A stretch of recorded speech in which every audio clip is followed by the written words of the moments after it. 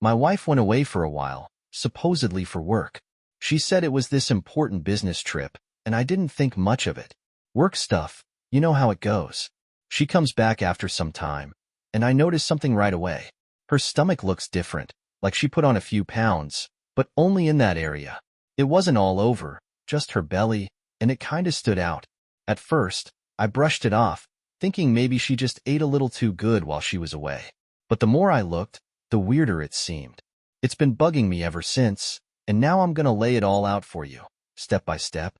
I often think back to simpler times when life felt easy, and our relationship thrived on shared dreams and laughter. Nicole and I would spend hours on the porch, drinking coffee and imagining what the future would look like. We were young, ambitious, and always managed to prioritize each other, no matter how busy we got. But over time, our careers began to take over, overshadowing the bond we once had. We ignored the growing distance, constantly chasing promotions and meeting deadlines. Now, it feels like we live in separate worlds, struggling to reconnect. I can't seem to shake the unease that's been building inside me. Recently, Nicole spent several months in a remote community in New Mexico, doing fieldwork for her sociology dissertation. Since she came back, she's been consumed by her thesis, spending nearly all her time in her study, leaving our home feeling empty and cold. Meanwhile, I've been sitting alone at my desk, trying to deal with the growing divide between us. I've made efforts to address the issues, but she seems determined to keep me out, and I'm running out of ideas to bridge the gap. Let me explain a bit about us. My name is Harry Blair, and I'm a geologist specializing in oil exploration. I was recruited straight out of grad school. Nicole, my wife of 5 years, is an academic who's passionate about her research and teaching. We met in college in Denver and supported each other as we pursued our master's degrees, mine in geology and hers in sociology. While our careers have taken different paths, we've always been each other's biggest supporters. But recently, things have started to shift. Nicole's research took her to a private community in New Mexico, where she studied a splinter group of the Mormon Church. What was supposed to be a 2-month trip ended up lasting much longer. During that time, she barely contacted me, saying she didn't have access to phones or email, a claim I found hard to believe. When she finally came home, she locked herself away in her study to work on her thesis, and our conversations became almost non-existent. I've tried reaching out, but it feels like she's deliberately keeping me at arm's length. I understand how important her work is, but the way she's approaching it is creating a wall between us. Questions keep running through my mind. How did Nicole manage to gain the trust of such a private community? Were they even aware she was studying them? I've asked her about it, but she refuses to discuss her research at all. While I admire her commitment to her PhD, the lack of communication since she returned has been deeply troubling. When I expressed my concerns, she dismissed them, saying I didn't understand how complex her work is. This is the first time in our marriage that I feel she's hiding something significant from me. The tension between us keeps growing, as Nicole becomes more secretive and insists that everything will make sense once her thesis is done. But that promise offers little comfort. Why can't she just open up to me now? What's also unsettling is how much Nicole has changed. She swapped her casual, modern clothes for long, conservative dresses that cover her neck and ankles. She no longer wears makeup, and her hair is always tied back in a tight bun. When I asked her about it, she said dressing modestly helps her stay in the mindset for her research. But even at home, she sticks to plain nightgowns, and she's withdrawn from any physical closeness, saying it would interfere with her focus. The emotional and physical distance between us has only grown. Nicole's urgency to finish her thesis feels out of place. She still has 2 years to complete it, but she's determined to finish early so she can start teaching high school by fall. While her reasoning makes some sense, it doesn't fit with her usual methodical planning. In the past, we would always discuss major decisions like this together, but now she's making them on her own.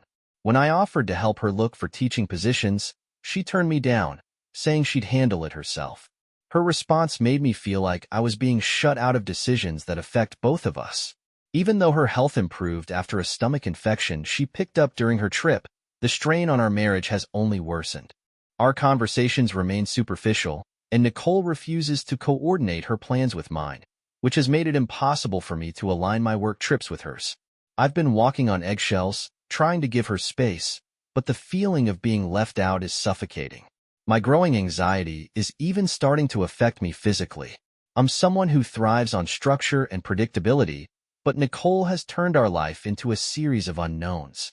I can't shake the fear that she's drifting away, putting her academic goals above our relationship. I've tried connecting with her in the evenings, asking about her progress, but every attempt to bring up her time in New Mexico leads to defensiveness and frustration.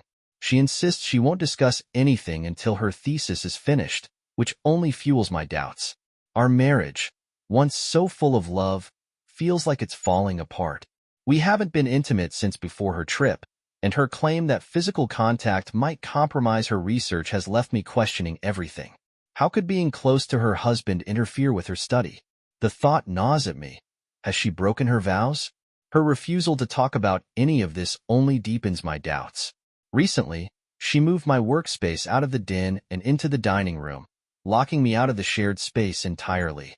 When I directly asked if she'd been unfaithful, she became angry and defensive, refusing to talk about anything until her dissertation was complete. It's painfully clear that our relationship is in serious trouble. The anxiety is eating away at me, and I've started to dread coming home. It felt like Nicole wasn't the same person anymore. Her degrees seemed to have taken over her entire life. The bond we once shared, full of joy and laughter, was falling apart, and I couldn't help but wonder if other couples experienced this kind of struggle when one partner was consumed by academic pursuits. Have you ever gone through something like this? When it feels like your relationship is falling apart because one partner is completely consumed by something, like school, work, or some other big commitment. If you've been there, I'd really appreciate it if you could share your experience or advice in the comments. It's tough right now, and hearing from others who've been through something similar could really help anyone else who comes across your comments under this video. Her fixation on meeting her self-imposed deadlines only made things worse. After a particularly heated argument, I finally hit my breaking point. "Nicole," I said sharply, "you've destroyed the trust and communication in our marriage. This relationship is falling apart, and it's your fault." My words came out harsher than I intended, but I couldn't hold them in any longer. After letting out my frustration, I stormed out of the house and drove aimlessly, hoping to clear my mind. As I drove, my thoughts spiraled. Nicole claimed she still loved me and hoped I felt the same, and I had told her I did. But how could I reconcile those words with the way she was treating me? She was shutting me out of important conversations about our relationship, leaving me to question her faithfulness. My suspicions gnawed at me. Had she crossed a line during her research? The constant turmoil was too much to bear, and I realized that something had to change, whether by her actions or mine. For a moment, I considered leaving her and starting over, but the thought of life without Nicole was painful. Instead, I decided I needed answers, even if I had to find them on my own. I thought about reaching out to someone at her university who might be able to shed light on what was going on. Reflecting on everything, her drastic change in appearance, her refusal of physical intimacy, and her distant behavior, I couldn't shake the feeling that something was very wrong. The woman I had fallen in love with was now a stranger, showing no interest in my feelings or our connection. Eventually, I started avoiding her altogether. This only widened the gap between us. Her habit of locking doors and password protecting her computer made me even more suspicious. When I confronted her about it, she brushed me off, insisting there was nothing for me to worry about. But her reassurances rang hollow. Nicole's secrecy felt new and unsettling. She wouldn't share even the most basic details about her research, claiming it would interfere with her progress. When I expressed how hurt and excluded I felt, she dismissed my concerns as unimportant. One day, my boss noticed how distracted I was and suggested I talk to her thesis advisor. I decided to take his advice. At the same time, I began quietly searching for answers on my own. I checked our bank accounts first, but everything looked normal. Feeling uneasy about digging deeper, I reached out to a tech-savvy friend for help. He agreed to assist me in accessing Nicole's computer while she was out. The opportunity came when she told me she had a meeting with her thesis committee the following Tuesday. I decided that would be my chance to uncover the truth. When Tuesday arrived, Nicole showed no signs of change. She remained distant, her demeanor cold, and she continued to wear the oversized, conservative clothing that seemed designed to hide her figure. I reminded myself to stay patient, knowing I'd have answers soon. At the same time, I realized I couldn't avoid a confrontation, or the possibility of divorce, for much longer. That day, I met with Dr. Clifford, her thesis advisor, in his office. He was polite and confirmed that he was overseeing her dissertation. He mentioned that Nicole had access to a research expense account, but wasn't sure if she had submitted any recent claims. His secretary later provided me with a detailed statement of her expenses. When I brought up the sudden shift in her research focus, Dr. Clifford acknowledged it, but said it was something Nicole should explain herself. He told me her project had required revisions, but had the committee's full support. He advised me to have an honest, heartfelt conversation with Nicole about everything, emphasizing that forgiveness was essential in a marriage. His advice only made me more anxious. I also asked Dr. Clifford about her communication during the fieldwork. He confirmed that Nicole had used audio equipment to stay in touch with the committee. But when I inquired about her living arrangements, he said those details would be covered in her final presentation and couldn't be discussed without her consent.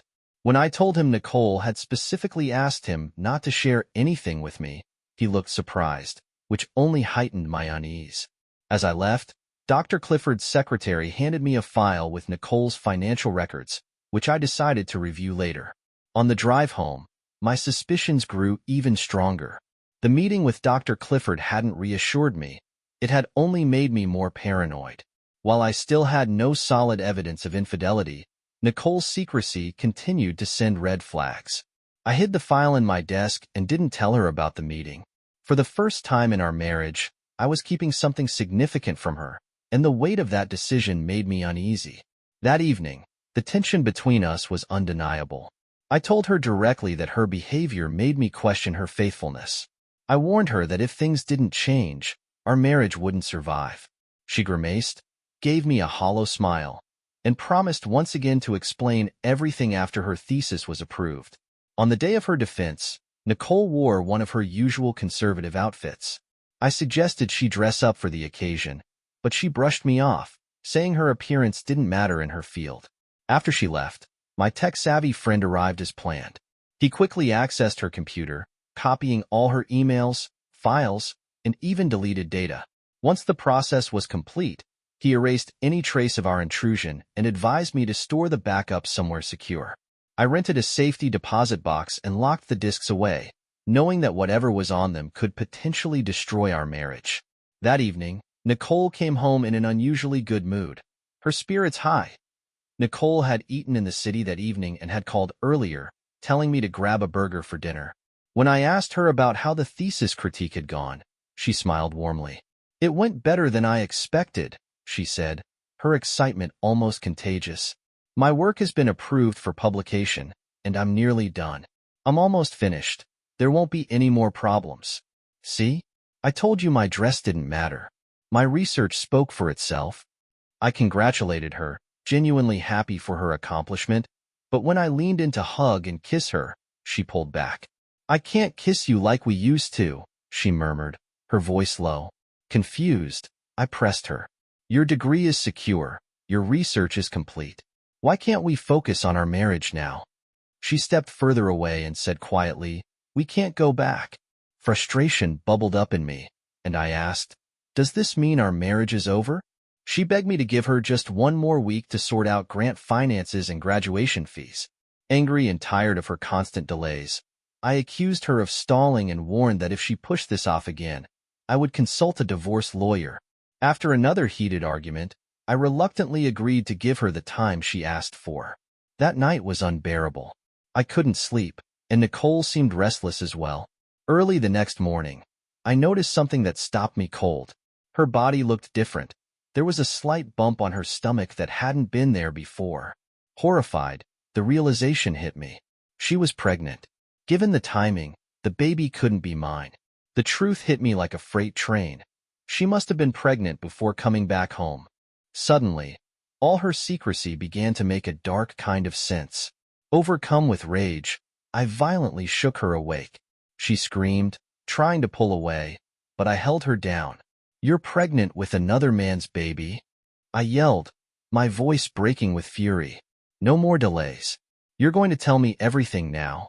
Still furious, I stormed out of the room, slamming the door behind me. I tried calming myself down with a cup of coffee, but the anger only simmered, refusing to fade.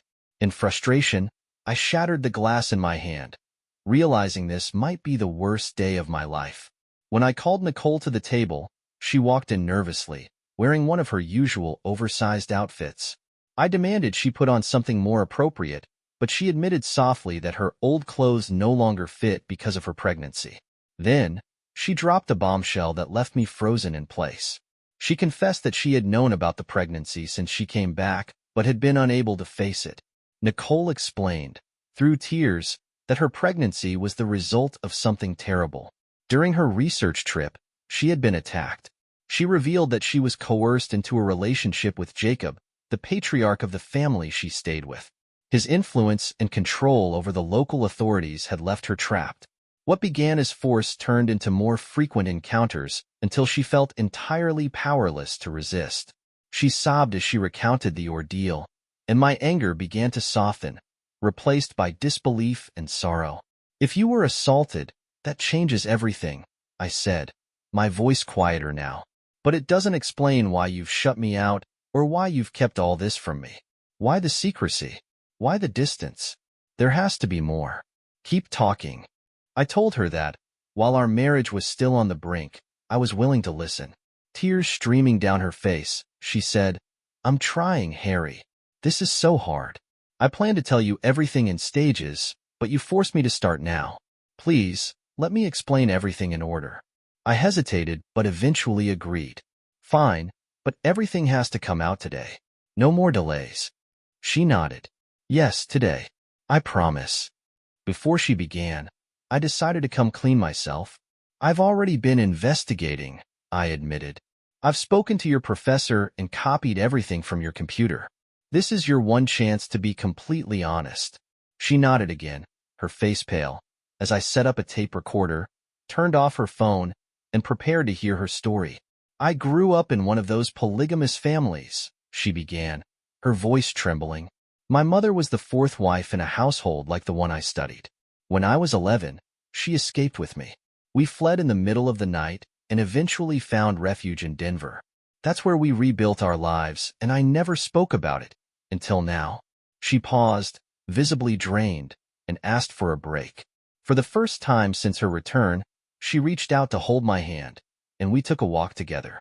Afterward, we sat down with some water and fruit, and she continued her story. My childhood experiences shaped my academic interests, she explained. I wanted to understand that world from an adult perspective. What I'm about to tell you will be even harder to hear, but I promise I'll be honest. She revealed that the family she stayed with was connected to her past. They had been suspicious of her intentions, but she convinced them she was considering returning to their community permanently.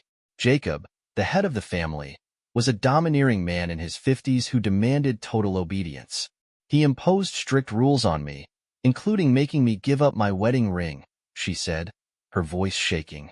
Reluctantly, I complied. When he saw my backpack, I told him it held clothes, personal items, and my computer. He took it and smashed it with a hoe, then threw it away. He also confiscated my purse and the $1,000 inside, saying women weren't allowed to have money in his house. Thankfully, I had hidden some cash near the bus station. From the very start, it was clear I was more of a captive than a guest. I had to follow his terms if I wanted to complete my research. She looked at me, her voice barely above a whisper. Nicole explained, her voice heavy, losing my computer was the reason I locked myself away when I returned. I had to reconstruct everything from memory, including my emotional reactions, which were essential to my research. It was an enormous source of stress, both during my time there and after I came back, but it was only a fraction of the turmoil I experienced. She took a deep breath and continued, I agreed to follow all the community's rules without causing disruption, as that aligned with my research goals. You might wonder why Jacob even allowed me to stay, considering I was an outsider. The only reason was our family connection. He wasn't related to me by blood, but through marriage. He's 20 years older than me and became the head of our family after my father passed away. She hesitated, then said, "When I arrived, I was given a bed in the attic with the other wives. Jacob slept downstairs, and the children shared our space. I was expected to work, dress, and obey the same rules as the other women." Nicole paused, looking visibly drained, before continuing. "The first wife inspected my suitcase and found my birth control pills. She threw them out, saying they were unnatural and against God's will. My underclothes were confiscated and burned, replaced by plain white cotton garments. I didn't argue. I knew I had to either follow their rules or leave. At the time, losing the pills didn't seem significant since we weren't that close, and I planned to resume them when I got back home." She looked down at her hands. I settled into the routine and slowly gained the wives' trust, which allowed me to collect valuable data for my research. Without a diary, I relied entirely on my memory, which is why I needed so much privacy when I returned home. I jotted down notes as she spoke, unsure how to process everything. Then her voice faltered as she continued. "During my second week, Jacob declared that I would become his fourth wife. I was shocked and protested, but he didn't care that I was already married. He claimed God had revealed that I was meant to be his. When I resisted, he became aggressive, dragged me to his bedroom. He assaulted me that night, and I realized I was trapped." Her voice broke as she recounted the trauma. "From that point on, he treated me as his wife, controlling, dominant, and unrelenting. Over time, I became submissive. I started to accept. I distanced myself from my life with you." She paused as if bracing herself, then admitted. The other wives shared similar stories. They had resisted at first, but eventually adapted. After weeks of confinement, Jacob started allowing me to visit other families, which gave me more opportunities for research. By then, I had integrated into the community. I even took on the role of teacher, creating lesson plans that adhered to their strict beliefs, which made me an essential part of their world. Her tone grew quieter. One night, after a party for Jacob's daughter, I saw an opportunity to escape. I left a note, took my hidden credit card, and retraced the road my mother and I had taken years ago. After walking 8 miles, I was exhausted but managed to catch a ride to the bus station. I retrieved the cash I had hidden and returned home. You know the rest. I shut myself away to document everything, needing solitude to process my emotions, especially those tied to our relationship. Nicole sighed deeply, her exhaustion apparent. "That's why I needed so much privacy. My mind had to stay clear of distractions, even intimacy with you." She hesitated. "Now, my dear husband, this next part will be even harder to hear. Do you have any questions, or should I continue?" Feeling numb, I replied, "Just continue." She nodded, her voice softer. "I've reflected on the two lifestyles I've experienced. They're vastly different, but each has its own advantages and drawbacks. To be honest, I'm drawn to the rural communal life. The idea of multiple wives has its benefits, and I've explored this in my thesis. I've also written a novel based on my experiences and received a $50,000 advance for it. That's why I've been so busy these past months." Fury surged through me, and I interrupted. "So the attacks don't bother you anymore? That's not just wrong, it's vile." She ignored my outburst and continued. "I haven't been intimate with you because I feared it would cloud my memories of what happened with Jacob. I needed clarity for my research. Then, the pregnancy happened. Over time, I realized I was torn between two worlds and two men. With you, I had gentle, tender love.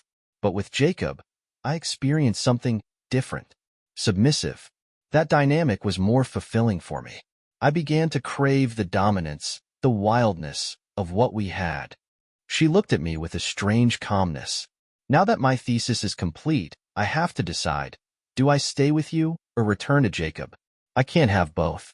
If I go back to Jacob, I must be faithful to him and can't be with you. If I stay with you, you'll have to accept that I'm carrying his child." She held up her hand, showing me her wedding band. "I'm still wearing your ring because Jacob insisted I keep it. He never gave me a new one. While our relationship started with conflict, I later willingly participated in that dynamic. It was exciting for me, something new. But now I have to choose, you or him." Her voice faltered, but she pressed on. "I've told my thesis committee everything, including how I came to embrace that dynamic. They know I'm pregnant, but it hasn't affected their assessment of my work. I'm ready to answer your questions. I just hope you'll be as civil as I've been. I sat in silence, stunned and hollowed out by her words. Slowly, my thoughts cleared. I realized I didn't need the files from her computer or the financial records I'd gathered. The recording I had was enough. I took a deep breath, controlling my anger. You've excluded me from every major decision, I said coldly. You've broken your vows to forsake all others, taken another lover, gotten pregnant by him, and destroyed our marriage. You pushed me out of your life, and now you have no option to remain my wife. Our marriage is over. Nicole's face paled, but I wasn't done. Your choices are limited. Go back to Jacob, if he'll have you, or raise this child alone like your mother did. But you'll do it without me. I won't support you or this baby, financially or emotionally. You've tortured me for months, and now, our relationship is dead. Tomorrow, I'm meeting with a divorce lawyer. You chose research and betrayal over our marriage. Now, live with the consequences. Her expression hardened, but I didn't care anymore. This was the end. Nicole responded with defiance when I confronted her financial independence. I have grant money and the advance on my novel. I don't need your bank account. That's rich. I shot back bitterly. I funded your education, paid for everything while you chased your degree, and never questioned it. And now you've broken my heart and don't even seem to care. You lied when you said you loved me. My voice dropped to a flat, final tone. I've lost any desire to be around you. Nicole winced, shaking her head. Harry, I did love you all these years. I hoped you'd accept me, even after everything. You let your emotions ruin our marriage, she added. I snapped, my voice cutting. You broke my heart, and you can't fix it. You don't understand love or loyalty. Did you honestly expect me to accept your betrayal as proof of love? What kind of person have you become? You're no better than Jacob now. Her lack of transparency, sharing everything with her academic peers while leaving me in the dark, hit me like a gut punch. I realized I had always been a sideline in her life. Coldly, I asked, are you planning to go back to him? Do you even understand what that means? Jacob won't tell you what your punishment will be. He'll probably beat you within an inch of your life to make an example of you. You escaped once, but you won't again. If you go back, you could die, and they'd cover it up. He'd think it's his right to discipline you. If you're willing to risk your life and the child's, I won't stop you. But I won't be part of it. I didn't know if any of this was true. I just wanted to scare her. Reconciliation was no longer a thought in my mind. I wanted her to feel a fraction of the pain she had caused me. The next day, I closed our joint bank accounts and transferred the money into new ones. I canceled our credit cards and applied for replacements. At my lawyer's office, I made my position clear. I wouldn't agree to alimony or child support, and I demanded that Nicole drop my last name. Her child wouldn't carry my name, either. I refused to let it be tarnished. My lawyer supported me, helping finalize the arrangements. Later, I visited Nicole's mother, who was home from her teaching job. As we sat in her kitchen, I shared the news of Nicole's pregnancy. At first, she congratulated me, her face lighting up. But as I explained Nicole's actions over the past 6 months, her expression darkened. Joy gave way to disbelief and heartbreak. Her devastation was palpable. For her, the earlier escape from that life had been as harrowing as fleeing persecution. Seeing her daughter drawn back to it shattered her. On my boss's recommendation, I hired a formidable lawyer to go after her university, ensuring they regretted ever approving her research. The lawyer sent a letter to the university president and board, threatening a $20 million lawsuit unless they revoked her thesis and denied her degree. The university quickly caved. Within 2 weeks, the board issued a resolution rejecting Nicole's research, reprimanding her department, and permanently denying her degree with no option for appeal. The fallout didn't stop there. The university contacted her publisher, forbidding any mention of the school in connection with her book. They also froze her research grant, cutting off her funding entirely. Then came the call from my lawyer. Nicole had signed the divorce papers without contest. The process was officially underway, with a 60-day waiting period. He informed me that Nicole was devastated after learning her degree had been revoked. She had lost everything. her career, her reputation, and our marriage.